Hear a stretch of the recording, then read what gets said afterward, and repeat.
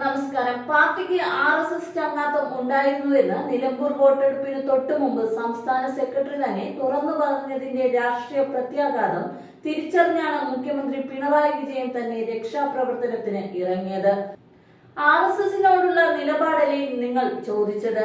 അക്കാര്യത്തിലുള്ള CPMന്റെ നിലപാടാണ് ഞാൻ പറഞ്ഞത്. MV ഗോവിന്ദന്റെ വിവാദ പ്രതികരണം ചൂണ്ടിക്കാട്ടിയപ്പോൾ മുഖ്യമന്ത്രി പറഞ്ഞത് ഇങ്ങനെയായിരുന്നു.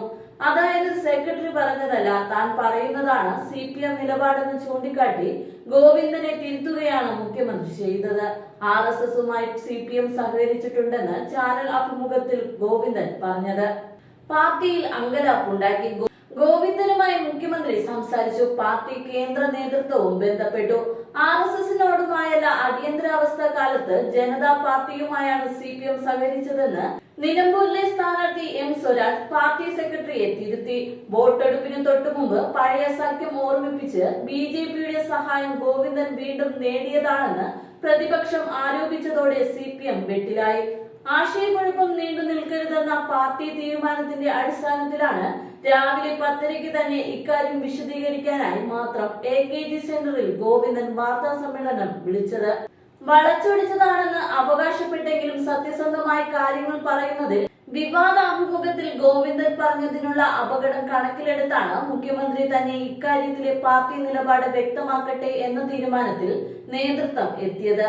ഗവർണർക്കെതിരെ ഭാരതാംബ വിവാദത്തിൽ പ്രതികരിച്ചില്ലെന്ന വിമർശനം താൻ കേട്ടുകൊണ്ടിരിക്കുകയാണെന്ന് അറിയാവുന്ന മുഖ്യമന്ത്രി പത്രസമ്മേളനത്തിൽ ആദ്യം അതിന് പരിഹാരം കണ്ടെത്തി. ശേഷം കോൺഗ്രസിനാണ് RSS ബന്ധമെന്ന് സ്ഥാപിക്കാനായി ദീർഘമായ ശ്രമവും നടത്തി. കഴിഞ്ഞ ലോക്സഭാ തിരഞ്ഞെടുപ്പ് ദിവസം BJP നേതാവ് പ്രകാശ് ജാവ്ദേക്കറെ കണ്ട കാര്യം സ്വീകരിച്ചതിന്റെ പേരിൽ EP ജയരാജനെ LDF കൺവീനർ സ്ഥാനത്ത് നിന്ന് നീക്കാൻ പാർട്ടിയിൽ മുൻകൈയെടുത്ത ആളാണ് MV ഗോവിന്ദൻ.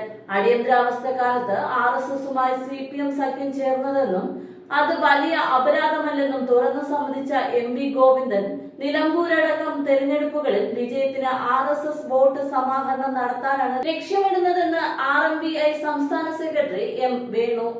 കണ്ണൂർ ജില്ലയിലെ നൂറുകണക്കിന് സാധാരണ പാർട്ടി പ്രവർത്തകരെ അരുങ്കൊലയ്ക്ക് വിട്ടുകൊടുത്ത CPM അടിയന്തരാവസ്ഥ കാലത്ത് ജനസംഘവുമായി തുടർന്ന പരസ്യബന്ധം മുതൽ പിണറായി കാലം വരെ RSSുമായി ഉണ്ടാക്കിയ ബന്ധം വരെ എല്ലാവർക്കും അറിയാമെന്നും വേണു പറഞ്ഞു.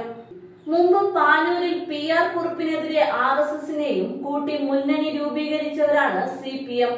RSSുകാർ അരുംകൊല ചെയ്ത രക്തസാക്ഷികളുടെ കുടുംബങ്ങൾ ഗോവിന്ദനോടും CPM നേതൃത്വത്തോടും പൊറുക്കില്ല. ശ്രീയം എന്ന ആളെ മധ്യസ്ഥനാക്കി RSSുമായി വിലപേശിയ നേതൃത്വമാണ് ഇന്നത്തെ CPMന്റേത്. ഇതിന് പ്രതികാരമായാണ് ശ്രീയമ്മിന് ഏക്കർ കണക്കിന് സർക്കാർ ഭൂമി പിണറായി വിജയൻ സൗജന്യമായി നൽകിയത്. കേരളത്തിൽ സംഘപരിവാറുമായി ഒളിഞ്ഞും തെളിഞ്ഞും ബന്ധമുണ്ടാക്കിയ CPMാണ് RSSനും BJPക്കും വളരാൻ ഇടമൊരുക്കിയത്. അഖിലേന്ത്യാ അടിസ്ഥാനത്തിൽ കോൺഗ്രസ് മതേതര പാർട്ടികളുടെ വോട്ട് സമാഹരണം നടത്തുമ്പോൾ CPM കോൺഗ്രസിനെതിരെ രംഗത്തു വന്ന് RSSനെ സഹായിക്കുകയായിരുന്നു കഴിഞ്ഞ തെരഞ്ഞെടുപ്പുകളിലെല്ലാം.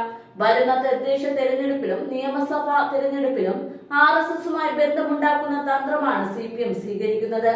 അതിന്റെ ചൂണ്ടുപലക ഇടലാണ് RSS ബന്ധം വലിയ അപരാധമല്ലെന്ന മട്ടിൽ MV ഗോവിന്ദൻ നടത്തിയ അഭിമുഖമെന്നുമാണ് വിമർശനം.